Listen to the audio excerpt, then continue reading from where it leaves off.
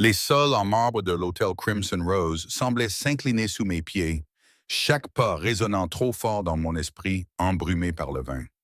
J'ai appuyé une main contre le mur recouvert de papier peint en soie, sentant la texture changer sous mes doigts tremblants comme des vagues sur l'eau.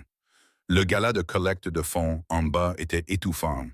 De riches donateurs en robe de créateurs riant à des blagues que je ne comprenais pas, sirotant du champagne qui coûtait plus cher que mon loyer mensuel, tandis que je portais des plateaux en équilibre et souriais jusqu'à en avoir mal aux joues. Mais Sarah, ma meilleure amie, est la seule raison pour laquelle j'avais accepté ce travail de serveuse, et vedeuse m'avait convaincu de rester pour un dernier verre après notre service. Un verre en a entraîné trois. Trois verres ont suffi pour que les lumières du lustre se transforment en halo doré et que ma prudence habituelle s'évapore comme de la vapeur. Chambre 47, murmurai-je en plissant les yeux pour lire la carte clé que Sarah m'avait glissée dans la main. Elle avait prévu que nous utilisions les toilettes du personnel au 28e étage. Une petite faveur après 10 heures passées en talons hauts qui avaient creusé des sillons dans mes chevilles. Les numéros sur les portes dansaient devant mes yeux.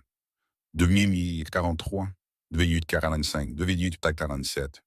La serrure s'ouvrit avec un léger bip qui sembla assourdissant dans le couloir silencieux.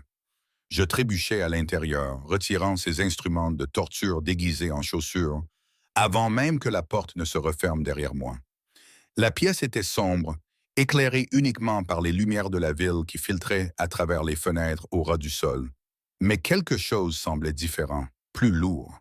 L'air transportait une odeur que je n'arrivais pas à identifier. Une eau de Cologne coûteuse, du cuir et quelque chose de plus sombre, presque métallique, comme des pièces de cuivre pressées contre la peau. Je remarquai à peine cette anomalie avant que l'épuisement ne me traîne vers ce que je supposais être un lit. Mon corps heurta des draps de soie frais qui murmuraient contre ma peau, si différents du coton rugueux auquel j'étais habitué. Le paradis, le pur paradis. J'ai enfoui mon visage dans un oreiller qui sentait le cèdre et les nuits d'hiver, laissant la pièce tournoyer s'estomper dans une obscurité bienfaisante. Le sommeil m'a emporté comme un courant violent.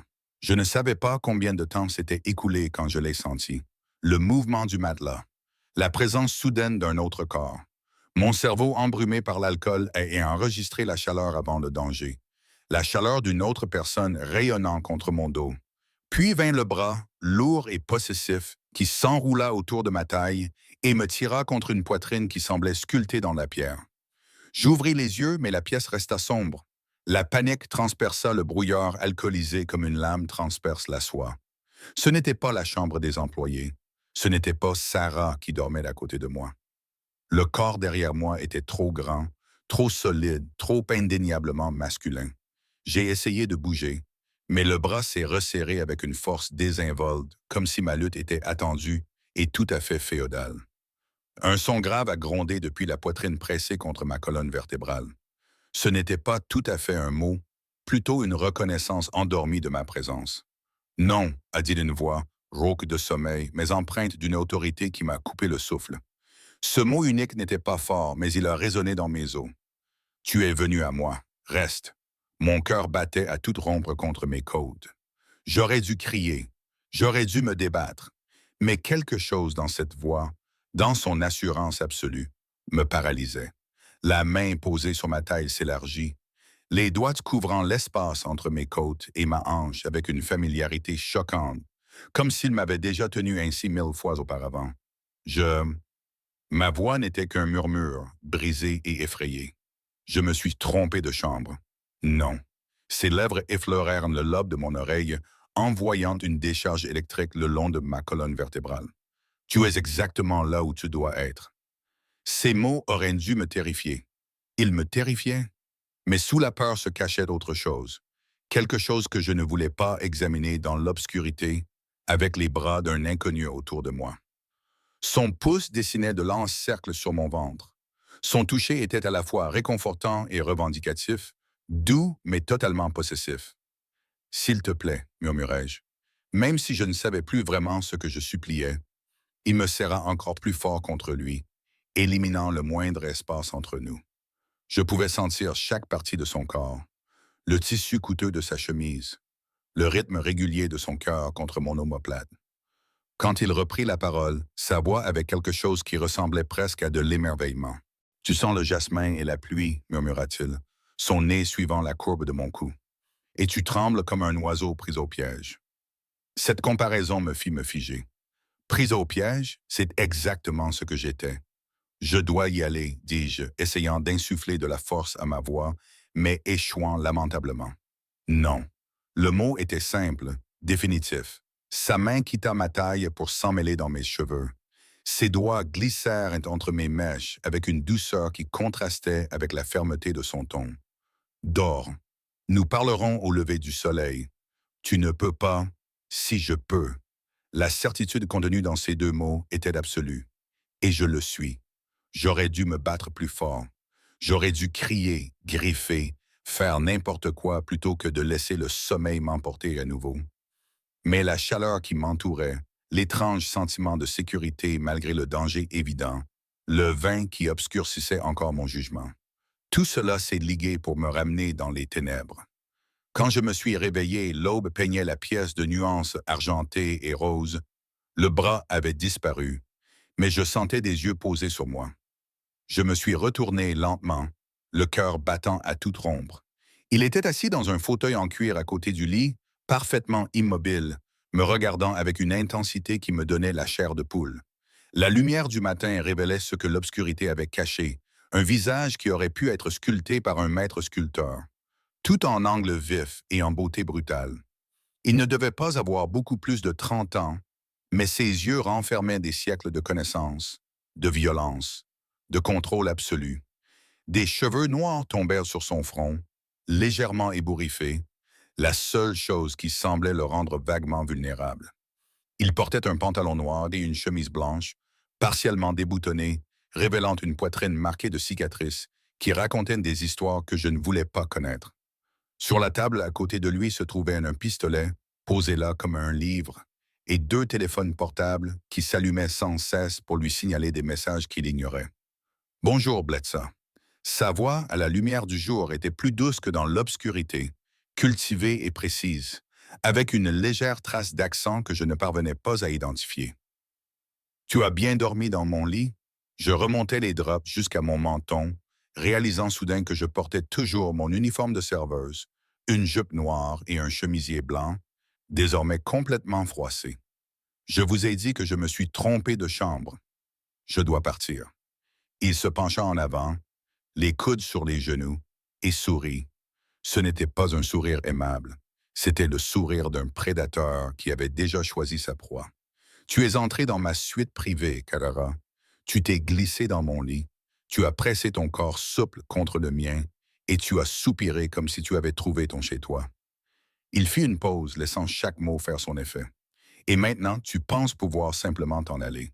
C'était une erreur, insistai-je, ma voix montant vers l'hystérie. J'étais ivre. Je pensais que c'était la chambre 247. Il a pris l'un des téléphones et a fait défiler quelque chose avec une efficacité désinvolte. C'est la suite Penthouse. L'accès nécessite une autorisation spécifique. Soit tu es une voleuse très talentueuse, ses yeux se sont levés vers les miens, me clouant sur place, soit quelqu'un t'a donné cette carte-clé. Les implications m'ont frappé comme un coup de massue. Sarah. Elle m'avait donné la carte, mais pourquoi? La porte s'ouvrit sans qu'on frappe et un homme entra, portant un plateau. Il était bâti comme un mur, vêtu d'un costume qui contenait à peine ses épaules, avec une oreillette Bluetooth et des yeux morts qui balayaient en la pièce avec une précision exercée. Il posa le plateau sur la table.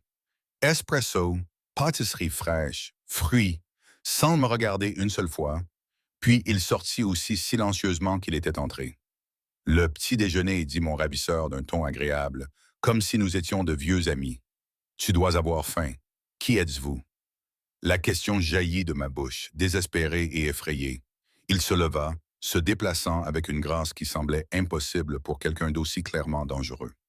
Lorsqu'il s'approcha du lit, je me pressai contre la tête de lit, mais il se contenta de prendre une fraise sur le plateau et de la porter à mes lèvres.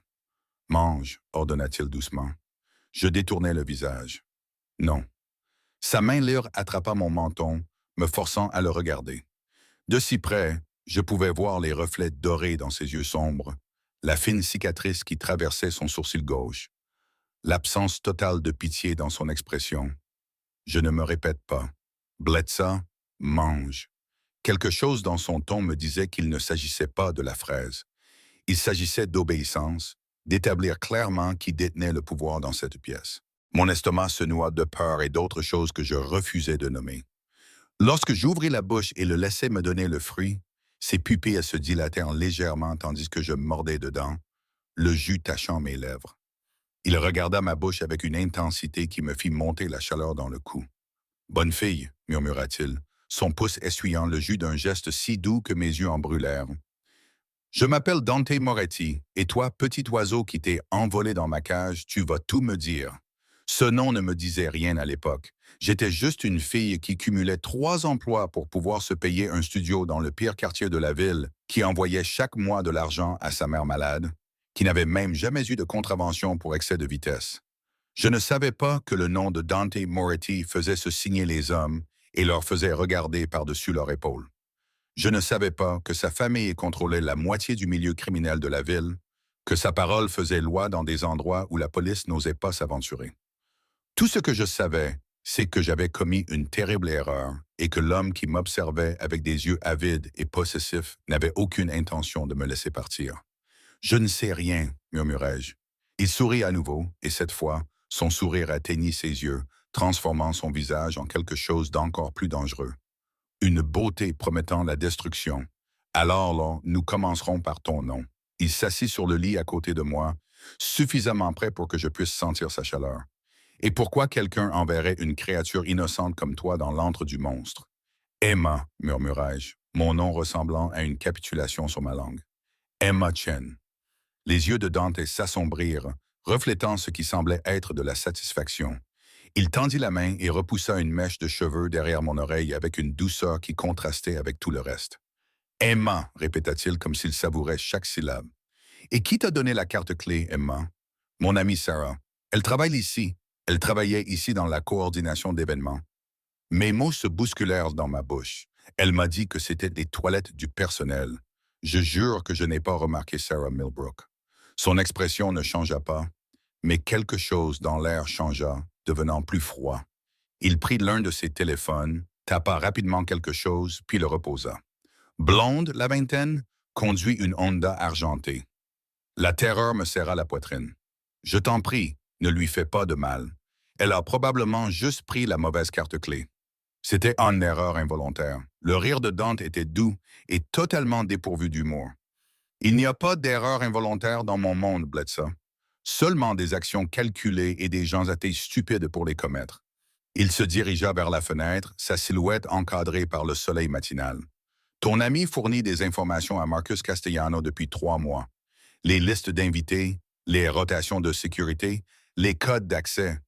Le nom de Marcus Castellano ne me disait rien, mais la façon dont les épaules de Dante se sont crispées lorsqu'il l'a prononcé en disait long. « Non, » protestai-je faiblement. « Sarah ne te trahirait pas. » Il se retourna, et l'expression de son visage me glaça le sang. « C'est elle qui t'a envoyé dans ma chambre, Emma. Une femme ivre et vulnérable qui trébuche dans le lit d'un homme dont on lui a dit qu'il serait occupé ailleurs, dit-il en serrant les mâchoires. Tu étais censé être trouvé ici, photographié peut-être, utilisé comme moyen de pression ou d'humiliation. Au lieu de cela, je suis revenu plus tôt d'une réunion qui s'est terminée plus tôt que prévu, et je t'ai trouvé. Les implications ont envahi mon cerveau embrumé par le vin. J'avais été un appât, un pion dans un jeu que je ne comprenais pas, joué par des gens que je considérais comme des amis. Je dois rentrer chez moi, ai-je dit, la voix brisée. S'il te plaît, je n'en parlerai à personne, je vais disparaître. Tu ne me reverras plus jamais.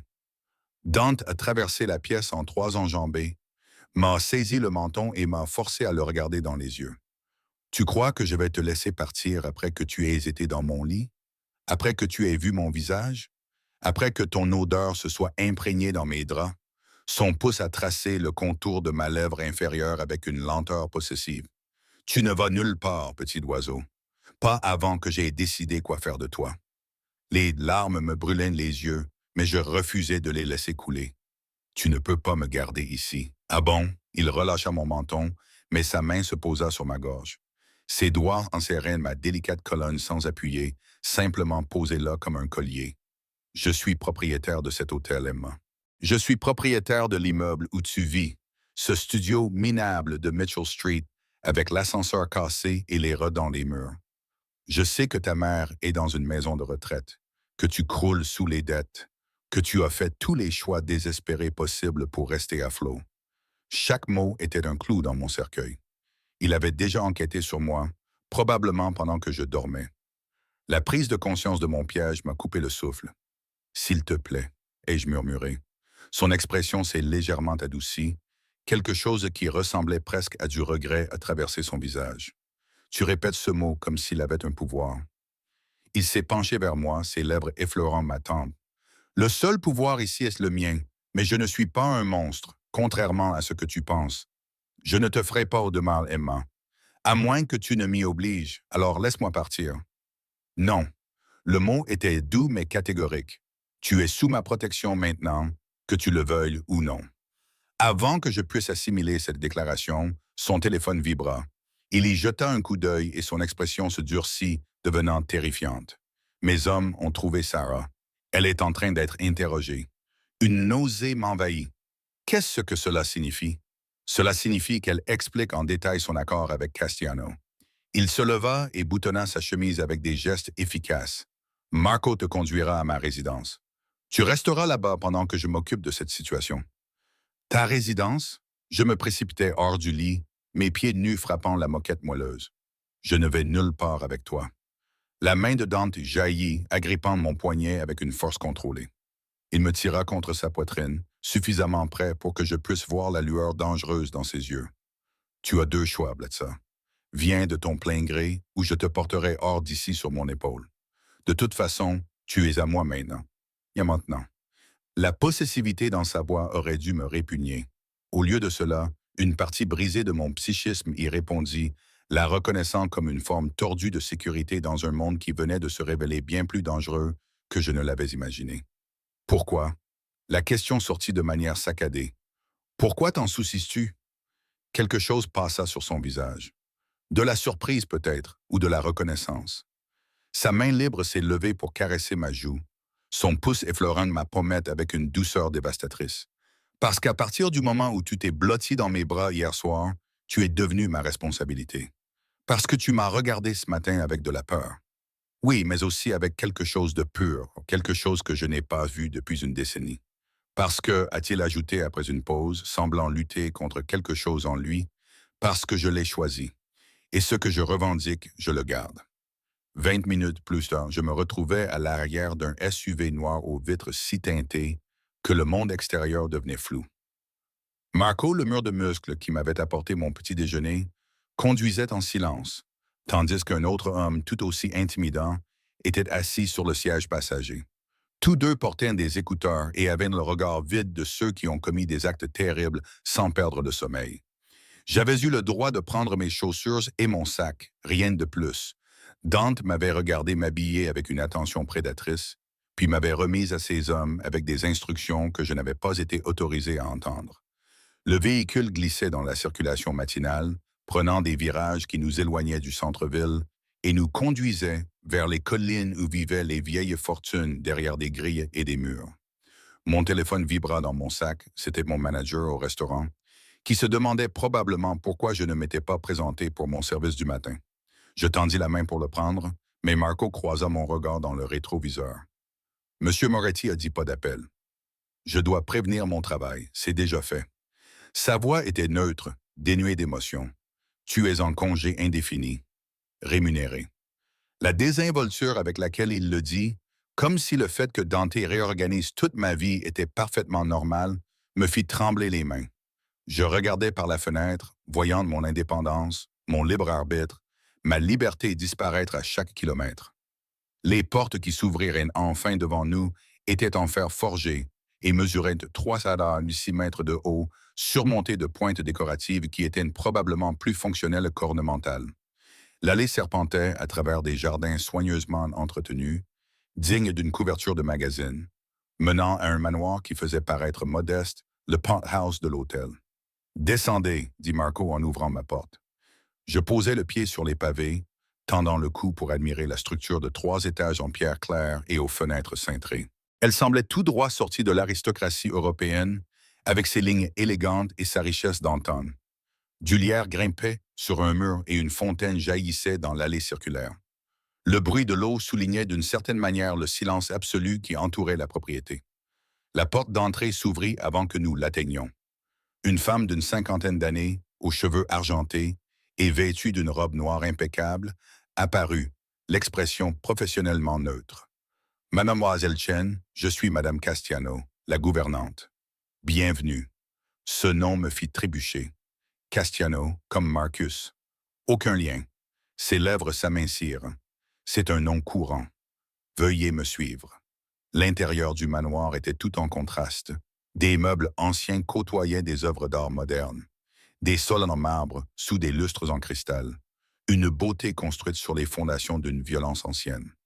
Madame Castagnano me guida à travers des couloirs qui semblaient s'étendre à l'infini. Elle s'arrêta finalement devant une porte au 2e étage. « Ce sera votre chambre », dit-elle en l'ouvrant, révélant un espace plus grand que tout mon appartement. Un lit à baldaquin dominait un mur, drapé de soie couleur champagne. Des porte-fenêtres s'ouvraient sur un balcon, donnant sur des jardins qui s'étendaient vers des bois lointains. Monsieur Moretti vous demande de vous mettre à l'aise. Vos mensurations ont été transmises à son personal shopper. Vos vêtements arriveront cet après-midi.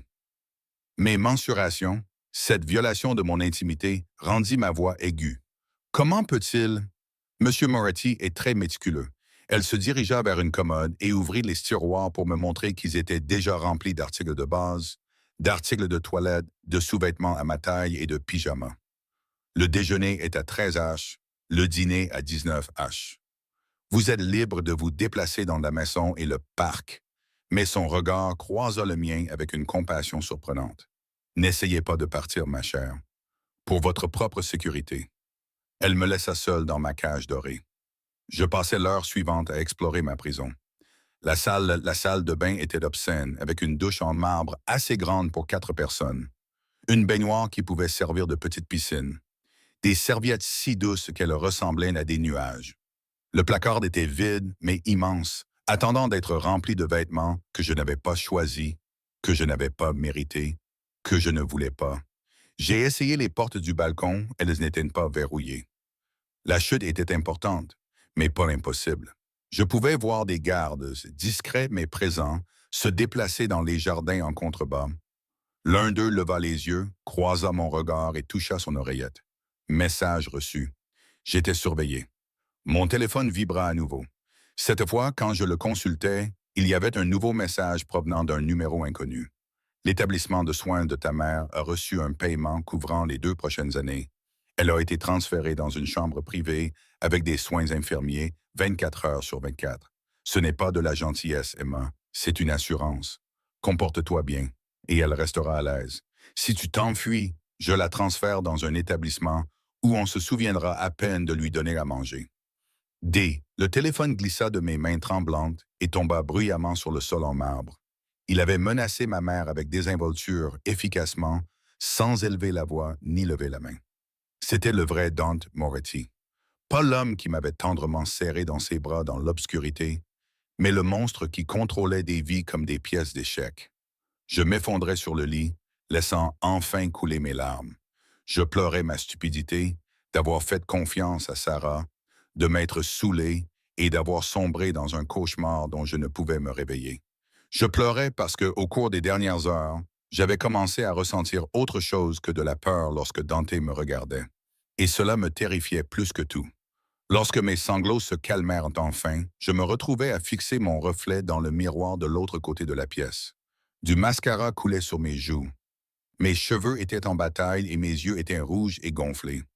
Je ressemblais exactement à ce que j'étais, une fille dépassée par les événements, se noyant dans des eaux trop profondes et trop sombres pour pouvoir naviguer. Mais sous la peur et les larmes, quelque chose d'autre bouillonnait. De la colère brûlante, vive et tenace. Dante Moretti m'avait peut-être enfermé, avait peut-être acheté ma docilité avec des menaces et de l'argent, mais il ne me possédait pas. Pas vraiment, pas là où cela comptait. Je me suis essuyé le visage, j'ai redressé le dos et j'ai pris une décision. Je jouerai son jeu, j'apprendrai ses règles et je trouverai un moyen de les retourner contre lui. Parce que les monstres, aussi beaux soient-ils, ont toujours des faiblesses. Je devais juste survivre assez longtemps pour trouver les siennes. Le déjeuner est arrivé sur un chariot en argent poussé par une jeune femme qui évitait mon regard. Elle a disposé des plats qui ressemblaient à des œuvres d'art. Des pâtes délicates avec des copeaux de truffes. Une salade assaisonnée d'une vinaigrette qui sentait divinement bon. Du pain encore chaud sorti du four. Des plats que j'avais servis à des gens riches, mais que je n'avais jamais goûté moi-même. Monsieur Moretti a appelé, dit-elle doucement, en disposant le tout sur la petite table près de la fenêtre. Il dînera avec vous ce soir. Il vous demande de porter l'une des robes qui seront livrées cet après-midi. Cette présomption me fit serrer les mâchoires. Et si je refuse, dit-elle en me regardant enfin, je vis quelque chose qui ressemblait à de la pitié dans ses yeux. Ne rendez pas les choses plus difficiles qu'elles ne le sont déjà. Il n'est pas patient quand on lui résiste. Elle hésita à la porte, mais il est juste à sa manière si vous vous y prenez intelligemment. Après son départ, je fixais la nourriture, mon estomac rugissant de fierté. Finalement, la faim l'emporta. J'ai mangé lentement, savourant des saveurs que je n'avais jamais connues. Je me détestais un peu d'apprécier les luxes de ma captivité. Les vêtements sont arrivés à 15 heures. Des dizaines de housses à vêtements ont été apportées par deux femmes qui m'ont mesuré avec une efficacité professionnelle. Ignorant mes protestations, elles ont laissé derrière elles une garde-robe qui valait plus que ce que je gagnerais en 5 ans. Des robes de créateurs, des vêtements décontractés, des chaussures qui coûtaient probablement plus cher que ma voiture.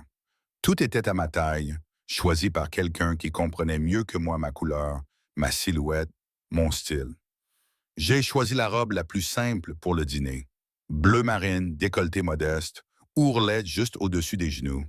Une petite rébellion en choisissant l'option la moins provocante. Mais quand je me suis regardé dans le miroir, même cette robe simple m'a transformé.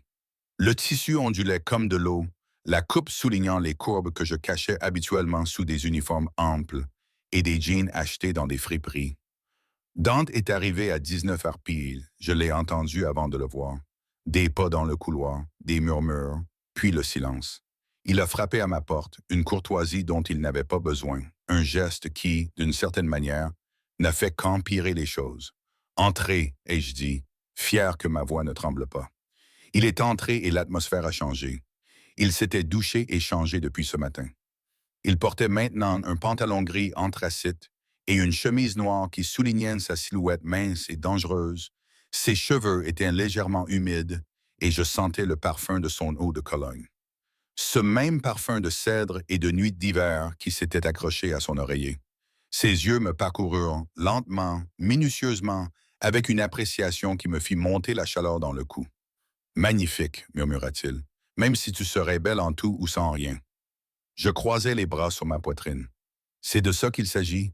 Tu me veux dans ton lit? Quelque chose passa sur son visage. De l'amusement, peut-être de l'agacement. Il réduisit la distance entre nous avec une grâce prédatrice, me plaquant contre le mur à côté du miroir. Une main se posa à côté de ma tête, m'emprisonnant sans me toucher. Si je te voulais dans mon lit, Emma, tu y serais déjà.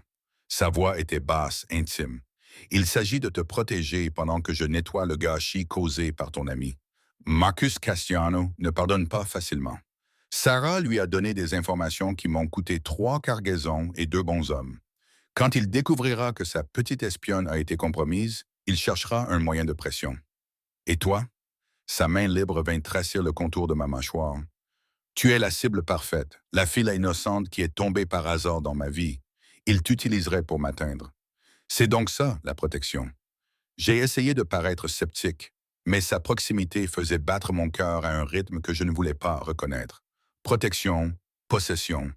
Il s'est penché vers moi, ses lèvres effleurant mon oreille. Avec moi, il y a peu de différence. Ce que je revendique, je le protège. Ce qui menace ce qui m'appartient, je le détruis. Je ne t'appartiens pas.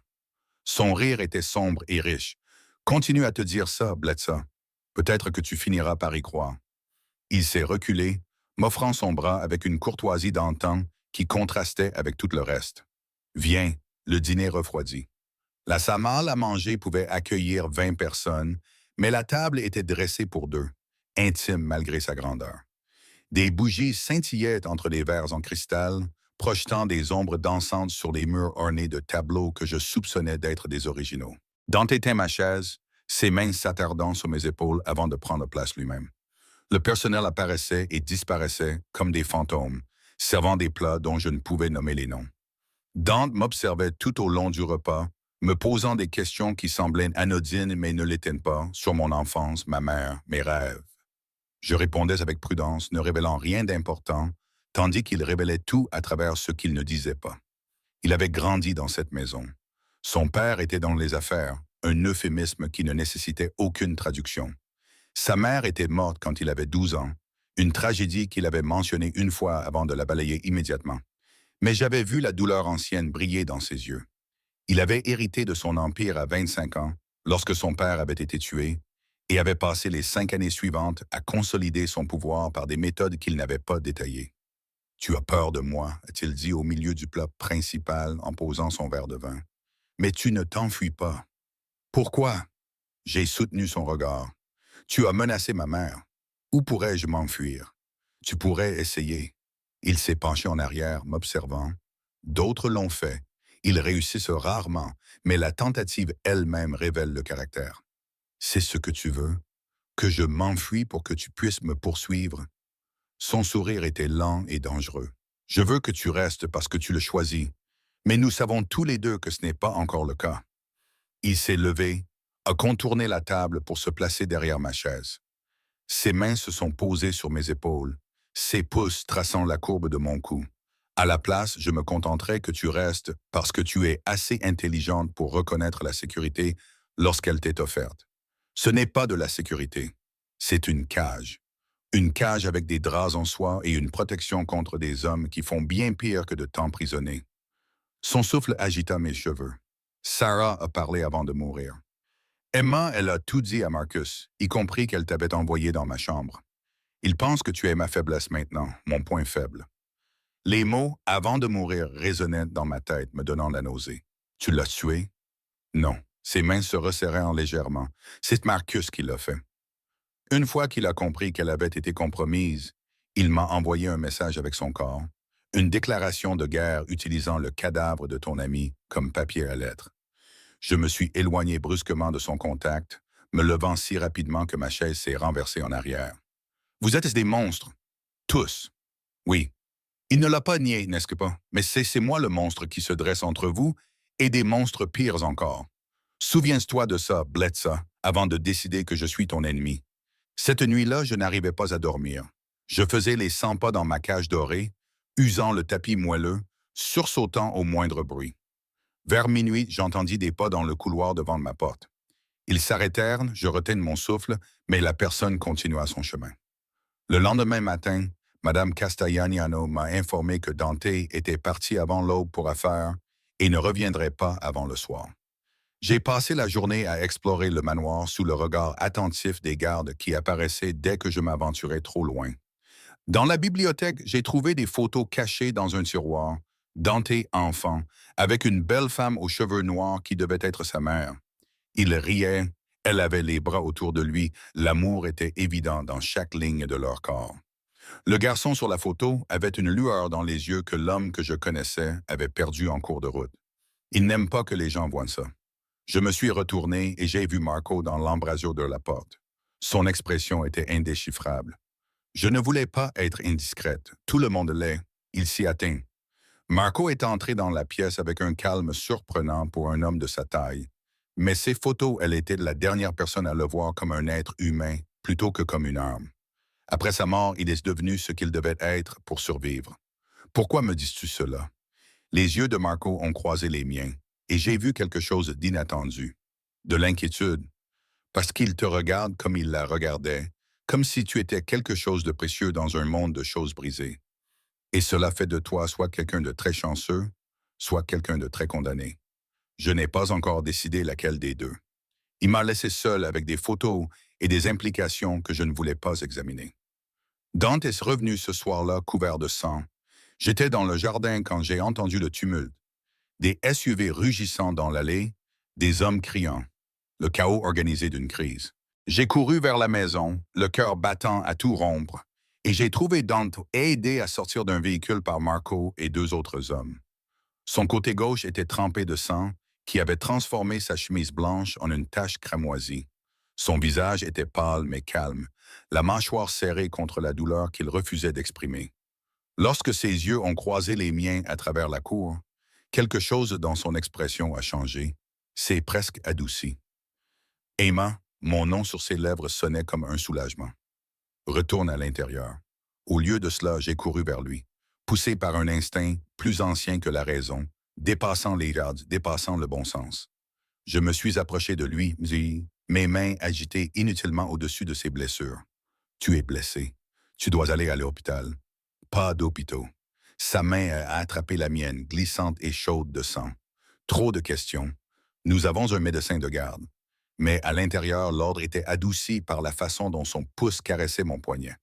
Un geste rassurant de la part d'un homme qui se vidait de son sang dans son propre allée. Ils l'ont emmené dans une pièce que je n'avais jamais vue auparavant. À mi-chemin entre une clinique médicale et une armurerie, entièrement équipée pour soigner des blessures qui ne pouvaient être expliquées aux autorités. Un homme aux cheveux gris en blouse chirurgicale est apparu en quelques minutes, aboyant déjà des ordres à des assistants qui avaient surgi de nulle part. J'ai essayé de le suivre, mais Marco m'en a empêché. Laisse le médecin travailler. Je dois... Quoi? De quoi avais-je besoin? Cet homme m'avait kidnappé, menacé, bouleversé ma vie. Je n'aurais pas dû me soucier du fait qu'il saignait. Je n'aurais pas dû avoir l'impression que ma poitrine se serrait à l'idée qu'il était blessé. Mais c'était le cas. Mon Dieu, aidez-moi. C'était le cas. Il va s'en sortir, dit Marco, sans méchanceté. Ce n'est pas la première balle qu'il reçoit. Ce ne sera pas la dernière. 3 heures plus tard, Dante apparut à ma porte, torse nu, bandé des côtes aux hanches, mais debout tout seul. Sa peau était pâle contre la gaze blanche, soulignant les cicatrices que j'avais aperçues le premier matin. Une carte routière de la violence survivante. Tu ne devrais pas marcher, ai-je dit en me levant de la chaise où je faisais semblant de lire. Probablement pas. Il est entré dans la pièce, fermant la porte derrière lui avec un soin délibéré. Mais j'avais besoin de te voir. Pourquoi? Il traversa la pièce jusqu'à moi, chaque pas visiblement douloureux, même s'il essayait de le cacher. Lorsqu'il m'atteignit, sa main vint se poser sur mon visage avec une douceur bouleversante. Parce que lorsque j'ai cru que j'allais mourir cette nuit, la dernière chose que je voulais voir était ton visage.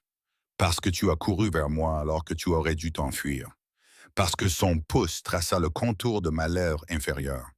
Parce que je commence à penser que tu es plus dangereux pour moi que n'importe quelle balle.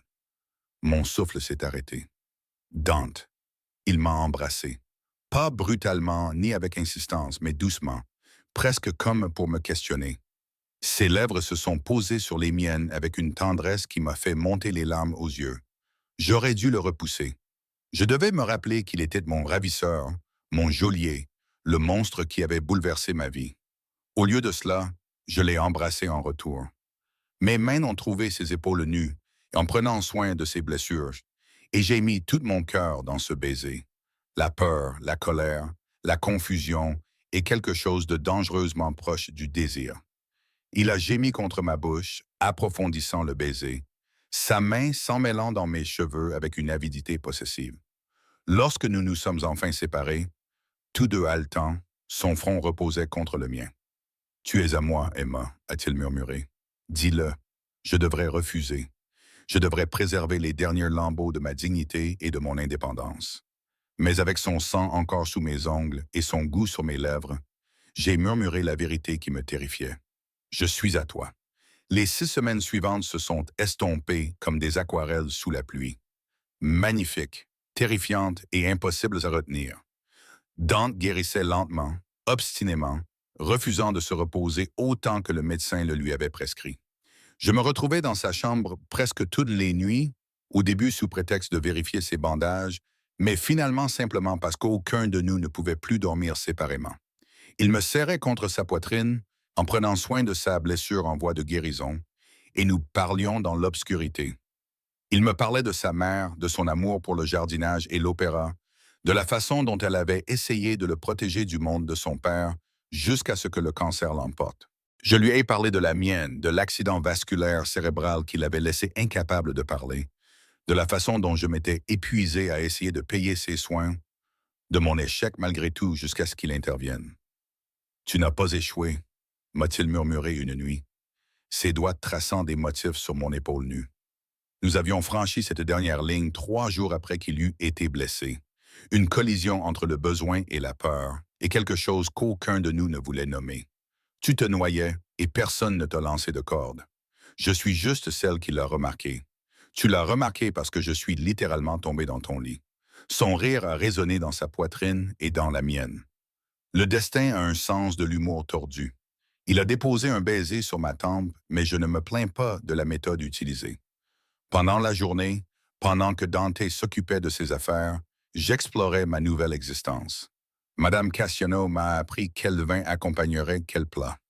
Marco était étonnamment devenu une sorte d'ami, m'apprenant à tirer dans le stand de tir du sous-sol, car tous ceux qui sont proches du patron doivent savoir se protéger. Les autres gardes, Alessandro, Victor, Chen, se sont peu à peu adoucis à mon égard.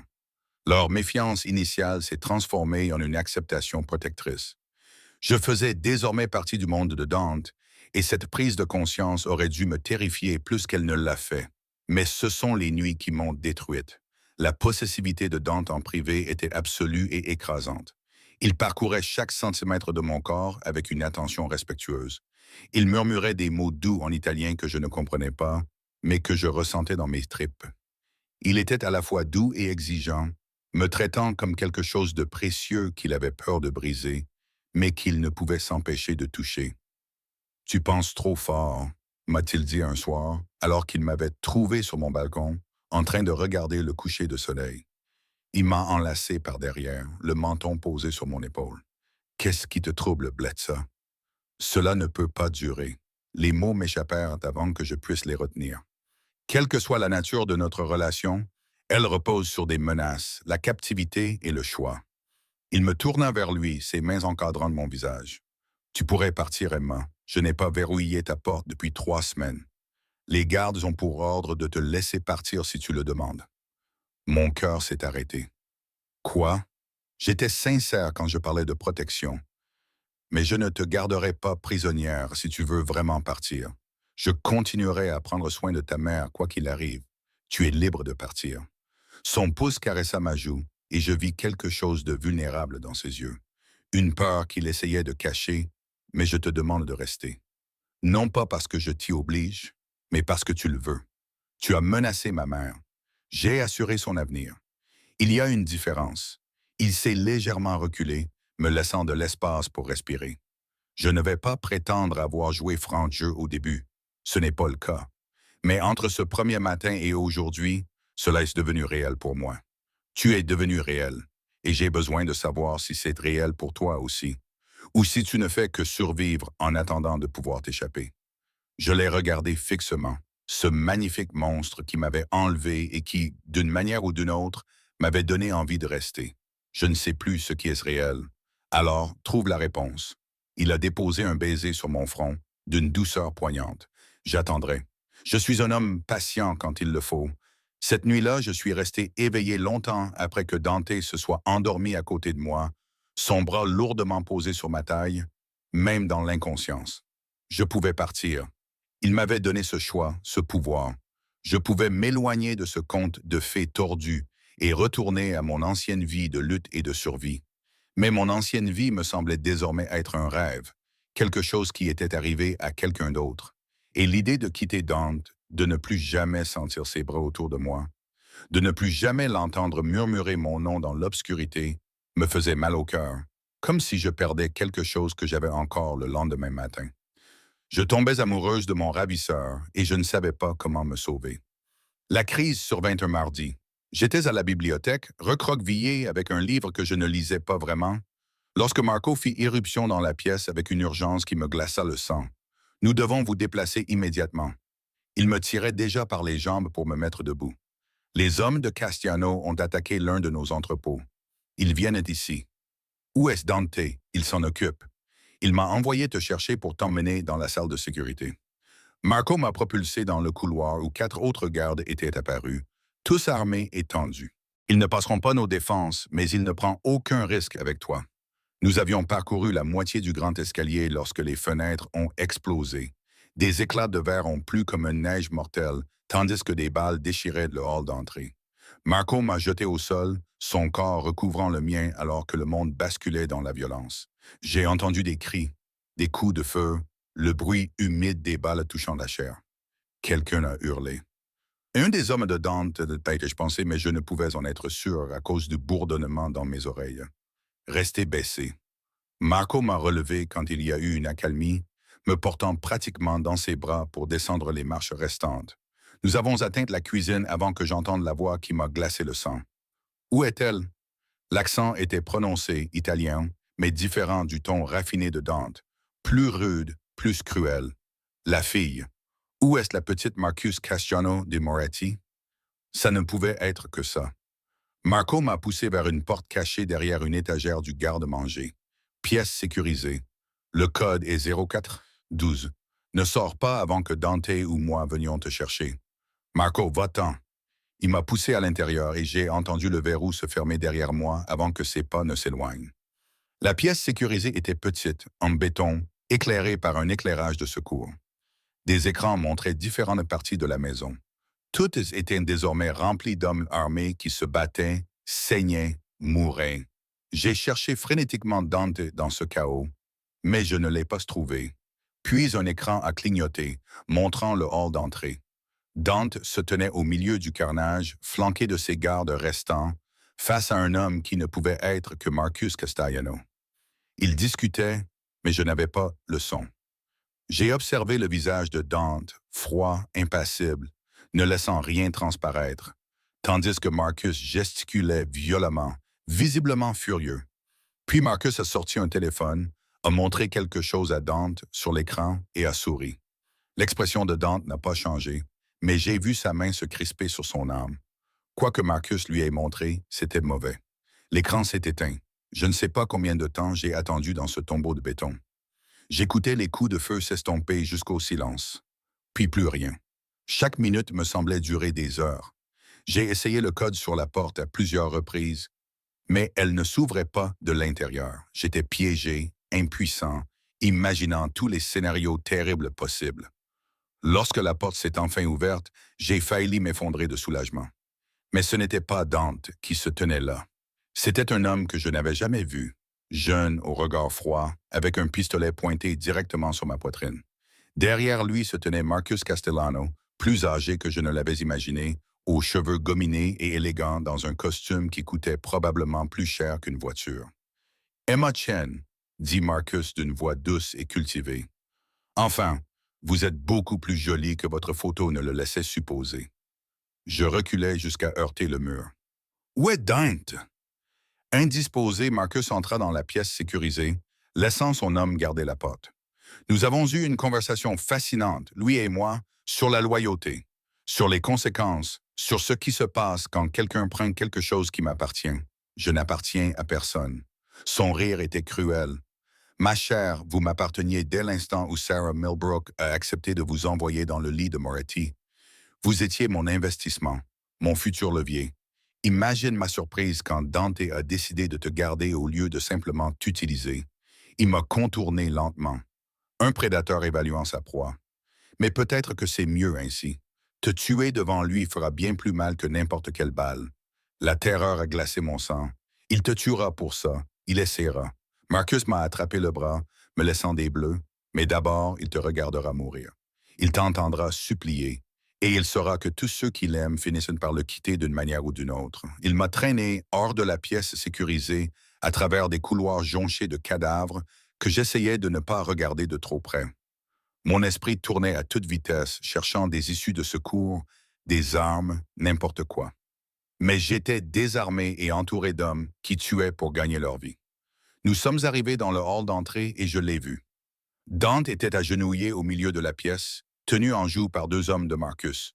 Du sang coulait d'une coupure au-dessus de son œil et sa chemise était déchirée. Mais ses yeux, lorsqu'ils se sont posés sur les miens, brillaient d'une telle fureur que j'en ai ressenti la chaleur malgré la distance. Laisse-la partir, Marcus. Sa voix était d'un calme mortel. C'est entre nous. Non, Dante, tu l'as impliquée en choisissant de la garder. Marcus me poussa en avant, et je trébuchais, mais je ne tombais pas.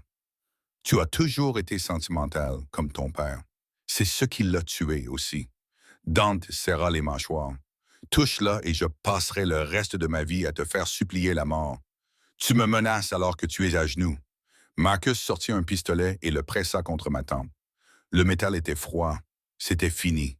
Dis adieu à la vie, Moretti.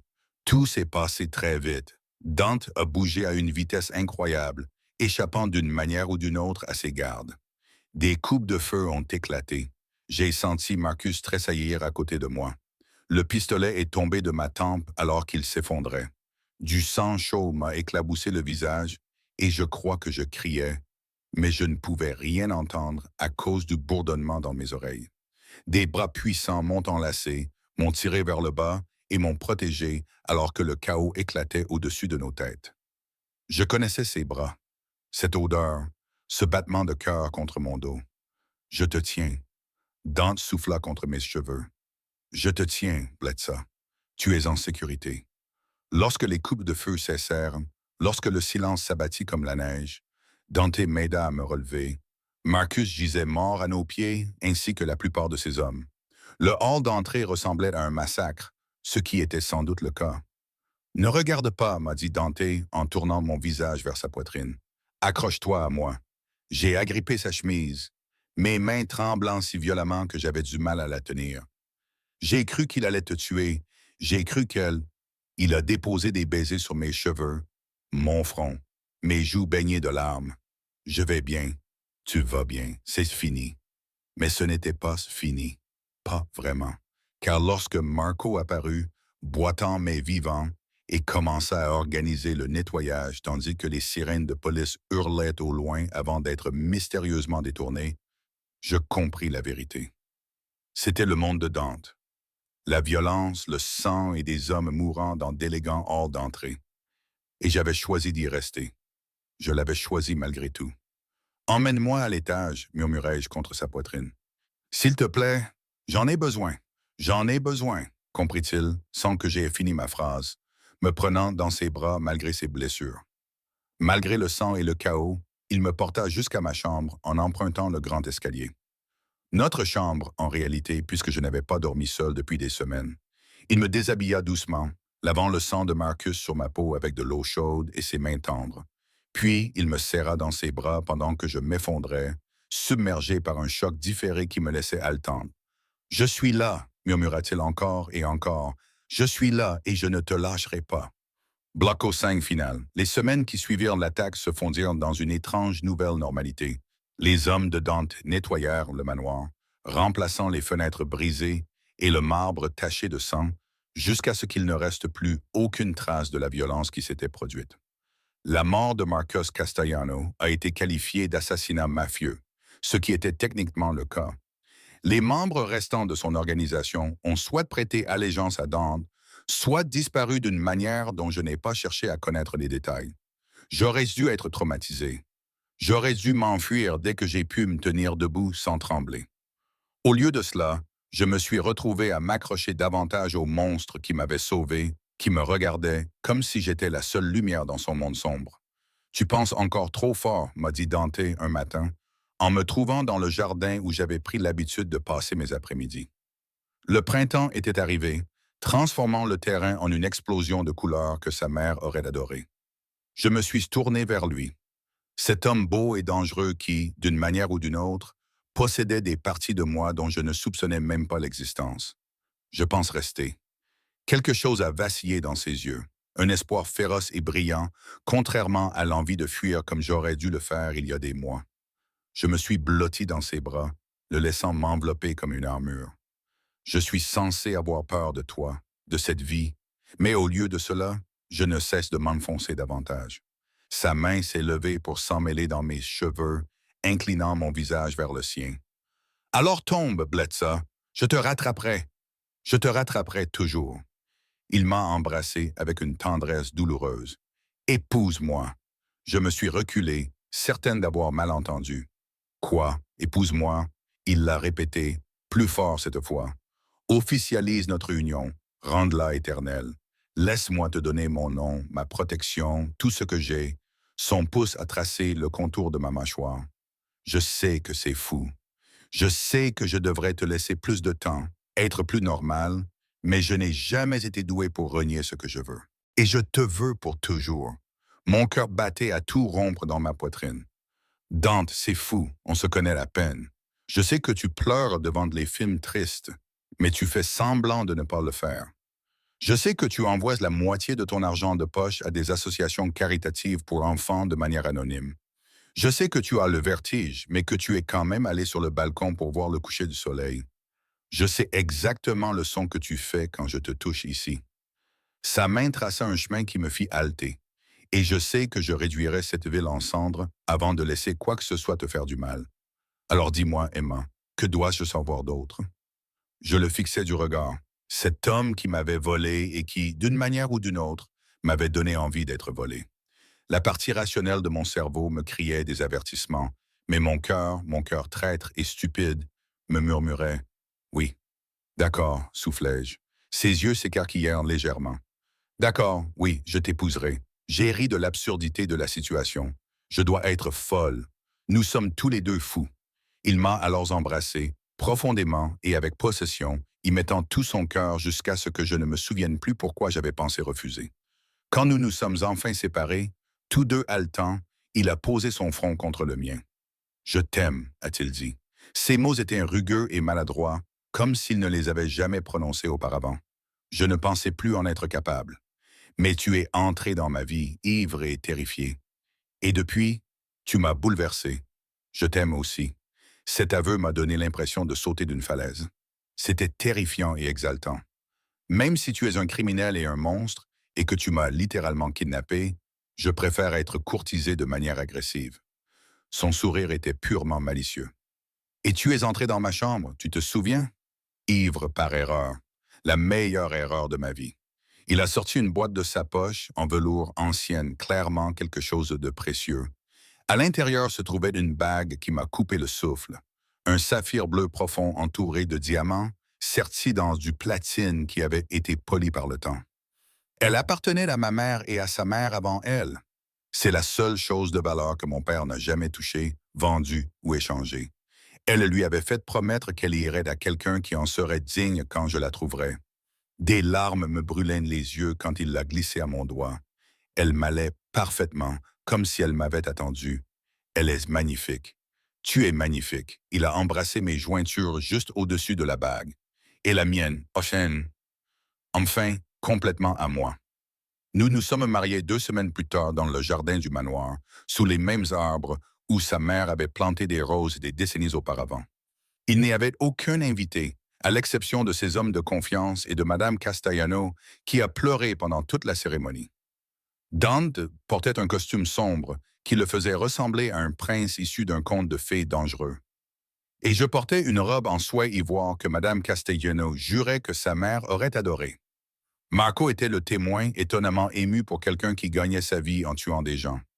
Lorsque Dante m'a embrassé après que nous ayons échangé nos vœux, de simples alliances en platine que nous avions choisies ensemble, je l'ai entendu murmurer « Il était temps ». Cette nuit-là, Dante m'a porté pour franchir le seuil de la chambre principale dans laquelle j'avais lentement emménagé. Il m'a fait l'amour avec une lenteur dévastatrice, adorant chaque centimètre de mon corps comme si j'étais quelque chose de sacré, me murmurant des promesses en italien et en anglais, jusqu'à ce que je m'effondre dans ses bras. À moi, a-t-il soufflé contre ma gorge. Ma femme, mon Emma, la tienne, ai-je acquiescé, ne luttant plus contre cette vérité.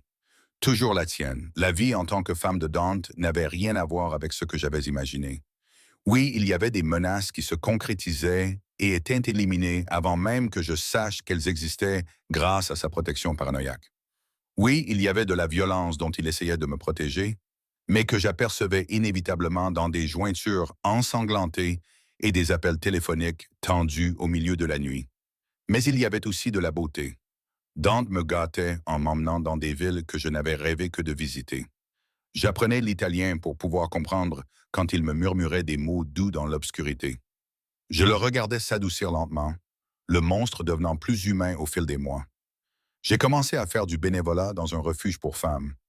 J'utilisais l'argent et les relations de Dante pour aider des femmes à échapper à des situations similaires à la mienne, sans la partie où je suis tombée amoureuse.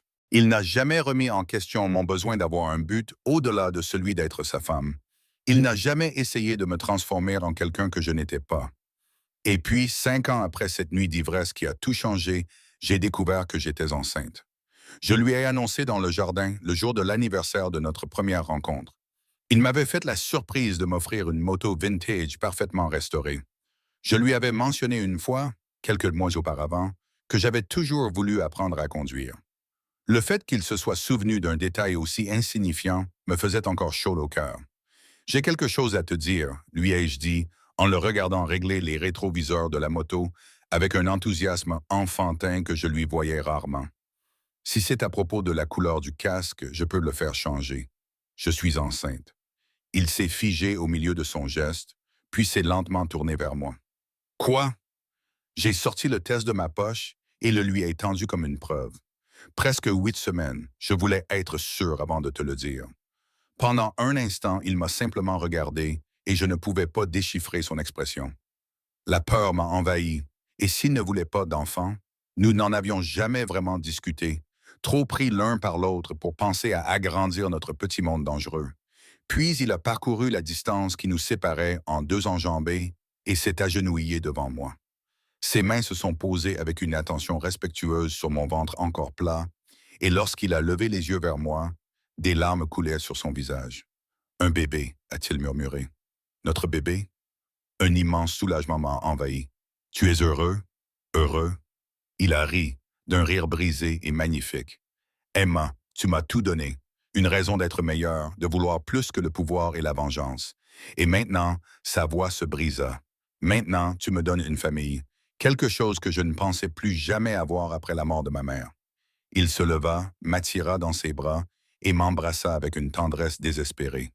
Contre mes lèvres, il murmura « Merci. Merci d'être entré ivre dans ma chambre. Merci d'être resté. Merci d'aimer un monstre et de lui donner envie d'être un